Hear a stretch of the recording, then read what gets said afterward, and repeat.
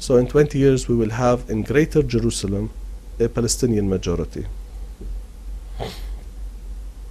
By Israeli policy, Israel has isolated Jerusalem from its natural surroundings and separated it from its strategic depth, while ensuring that it does not develop into the same levels as on the Israeli side, thereby creating a ghetto that is tied to an economy it is not compatible with and separated from the Palestinian economy, which is its natural extension of. So if we look at per capita in Jerusalem quickly, per capita income for an Arab is around 6,000 shekel compared to a Jew, which is around 14,500. So basically the per capita income differential is almost 2.5 times. Unemployment in Jerusalem for the Arab population is 25%, is much higher than that in Ramallah or Bethlehem, which is 15%. Actually now it is lower than 15%. Ramallah, last statistics, the unemployment is down to around 10%. Only 15% of Palestinians find employment in Jerusalem. Infant mortality for an Arab versus a Jew, 7.2 per thousand, while it is 4.2 per thousand for the Jews. Of course, all healthcare is supposed to be under one system. Population. The 251,000 population of Jerusalem has 106,000 children, while the Jewish population of 495,000 have 158,000 children. So basically we have 42% of the children population of the Greater Jerusalem.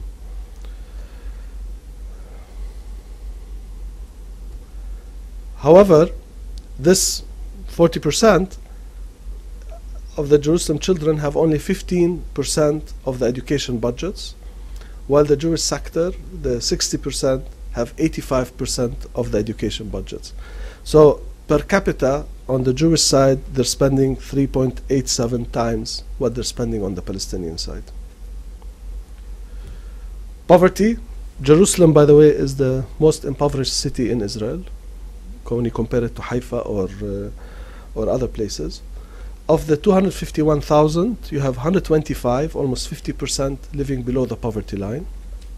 The Israeli side, you have 495,000, there is 123,000 living below the poverty line. So in absolute terms, we have more Palestinians living in poverty in Jerusalem than Israelis.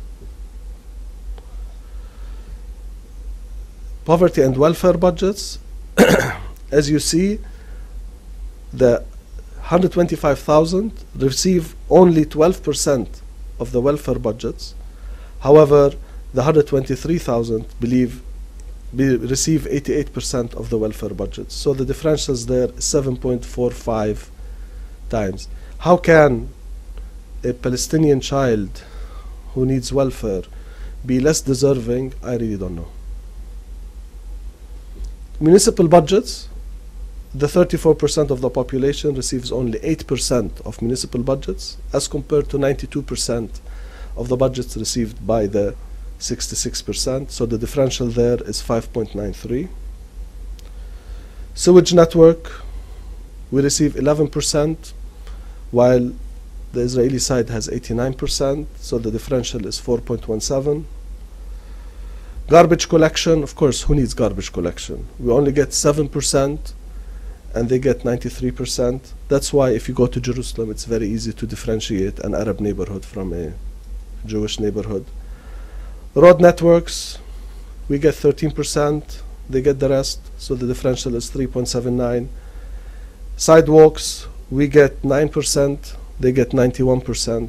No need for walking or jogging, so it's 5.2, the differential. Public gardens, we get only 3%. They get 97%, so it's 16.66, the differential.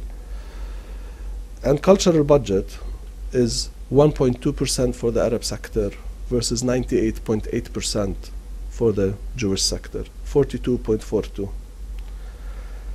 If you look at all the differentials, you see that the Jerusalem is a city that is only united in apartheid.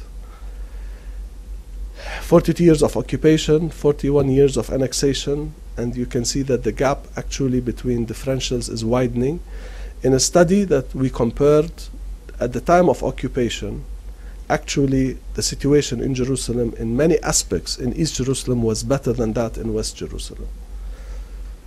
So anyone who is supporting a united Jerusalem as the eternal and undivided capital of Israel is condemning us Palestinians to live eternally under apartheid.